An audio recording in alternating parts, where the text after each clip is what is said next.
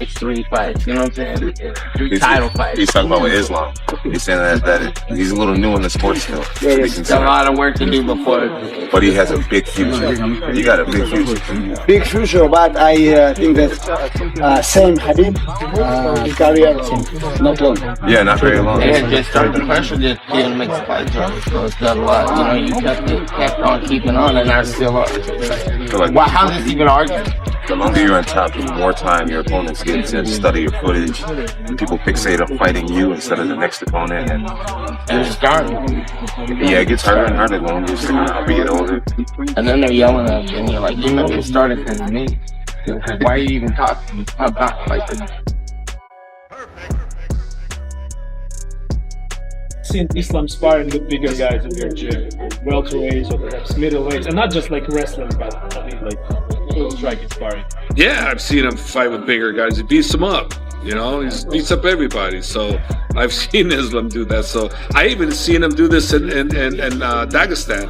You know, when I watched him go with the heavyweight, he's not as experienced as him, but he was a freaking heavyweight, and I didn't like it. I told Habib, what the hell is he doing sparring with the heavyweight? That guy hits him one time, even though he didn't touch him.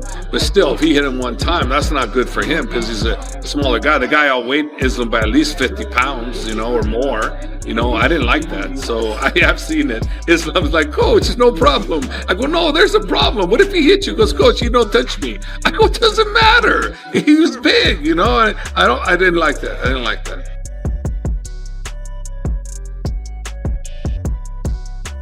Been my last time inside the Octagon. This week, I faced one of the biggest battles of my life, and it wasn't against an opponent, but within myself.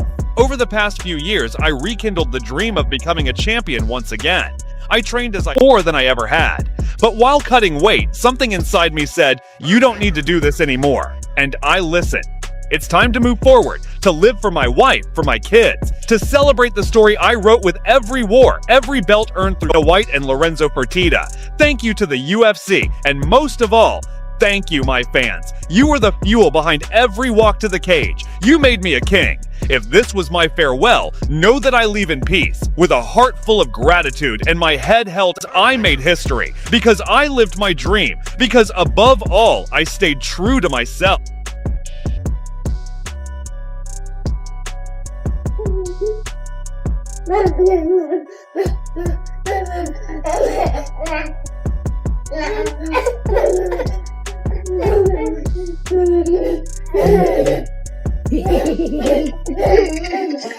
Vitor, Joanna, feliz dia das mães.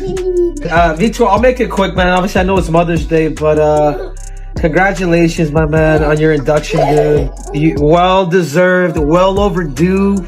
You're the pioneer that really started MMA, man. I remember watching you in those days in that fight with Vanderlei Silva. Like, you're the one that, honestly, Vitor, you made the UFC, bro, since the beginning. And I brought the athleticism. I think that's what I brought the athleticism. You made it MMA. Yeah, you brought the hands to mixed martial arts, dude. But Let's do great things together here. the Balfour family, man, you guys are killing it. Look at Davizinho. You know, he's transferred to another school. Kiara just took third at state. Victoria, the national team. Vitor, you are te admiro, cara, como amigo, como hermano. You're my big brother, bro. And it couldn't happen to a better person, bro. I love you, man, and just congratulations, Vitor. Means a lot to me, man. Yeah. Let's go! Come on! Nice. Ah! He went for. No. His neck. Is he alright? Try it now. On him. Go on, Jack! 30 seconds. This is it. For your life. Boom. Body, head. Let's go. Yes, he did it.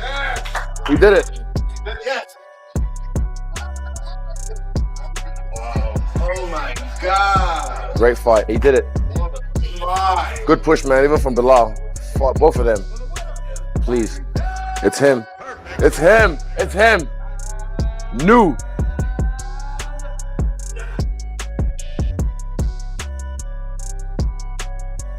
You are now the longest reigning interim champion.